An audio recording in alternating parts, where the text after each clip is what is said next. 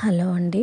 ఈరోజు vegetable rice నేను ఎలా తయారు చేస్తానో చూపిస్తాను. ముందుగా ఒక గిన్నె పెట్టుకొని 2 టేబుల్ స్పూన్స్ ఆయిల్ వేసుకున్నానండి. ఇందులోకి 4 లవంగాలు, చిన్న చెక్క ముక్క, 2 ఇలాచి, ఒక పచ్చిమిర్చి, సన్నగా తరిగిన ఉల్లిపాయలు, ఒక టమాటా కూడా సన్నగా కట్ చేశాను.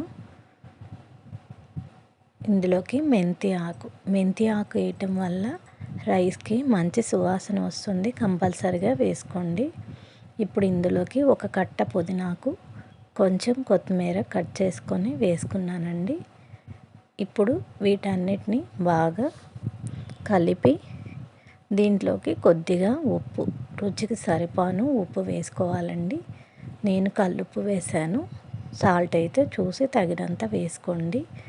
ఇప్పుడు వీటన్నిటిని బాగా కలిపి అడుగు మాడకుండా సన్నని సెగ మీద మగ్గించుకోవాలండి. మూత పెట్టి చక్కగా చిన్నని మంట మీద మగ్గించుకోండి.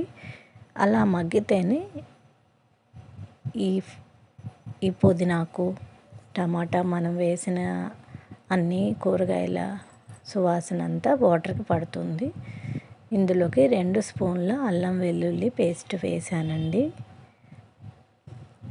అల్లం వెల్లుల్లి పేస్ట్ని కూడా బాగా సన్నని సెగ మీద దోరగా ఈ ఆకుకూర అంతా వేగనించుకొని ఇప్పుడు ఇందులోకి తగినంత ఉప్పు కూడా వేసానండి.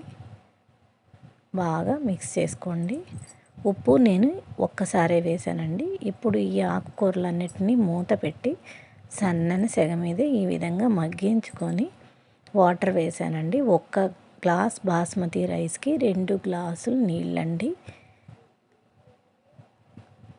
వేసి బాగా మరిగించుకున్నానండి. సన్నని సెగ మీద ఒక 10 నిమిషాల పాటు మరిగించి ఇప్పుడు ముందుగా వేసిన మన పుదీనాకు, కొత్తిమీర, ఉల్లిపాయ, టమాటా ఈ ముక్కలన్నిటినీ నేను ఇలా చిల్లులు గంటతో ఈ ఆకుకూర అంతా తీసేస్తున్నాను.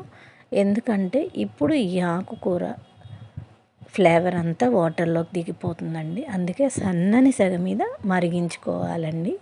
1కి 2 వాటర్ వేసింది కూడా అంతే. మామూలుగా అయితే 1కి 1.5 వాటర్ సరిపోతుంది. బాస్మతి రైస్కి 2 వేసానంటే మరిగేసరికి తగ్గిపోతుంది కాబట్టి 2 వేసాను. ఇప్పుడు ఈ ఆకుకూర అంతా తీసి వీటిని బాగా నొక్కి ఏదైనా చిల్లులు గంటతో కానీ లేదంటే ఏదైనా క్లాత్లో వేసి కానీ లేదా కొంచెం ఆ గంట అడ్డం పెట్టి నొక్కేసి ఆ ఆకులో ఉన్న ఫ్లవర్స్ అన్నీ ఇందులో ఈ వాటర్లోనే వేసేయండి. నేను వాటర్తో తీసిన కాబట్టి కాలుతుంది కాబట్టి ఇప్పుడు ఈ వాటర్ని అలా నొక్కి ఆ వాటర్ని అందులో వంపేసేయండి. ఇప్పుడు ఈ వాటర్లో మనం ముందుగా నానబెట్టి ఉంచుకున్న బాస్మతి రైస్ని వేస్తున్నానండి. రైసు నేను 1 గంట ముందే నానబెట్టి ఉంచుకున్నాను. అలా నానటం వల్ల అన్నం ఉడికాక మృదువుగా తయారవుతుందండి. కంపల్సరిగా 2-3 గంటలైనా నానబెట్టుకుంటే రైసు చక్కగా పొడిలాడుతూ వస్తుందండి. ఇప్పుడు ఈ బాస్మతి రైస్ని బాగా కలిపి సన్నని సెగ మీద ఒక 2-3 నిమిషాలు హై ఫ్లేమ్లో ఉడికాక తర్వాత సిమ్ చేసి ఉడికించుకోండి. చూడండి చక్కగా ఉడికిపోయింది. మనం వేసిన వాటర్కి తీసుకున్న రైస్ క్వాంటిటీ కరెక్ట్గా సరిపోయిందండి. నేను ఎలాంటి ఎసరు వేయలేదు.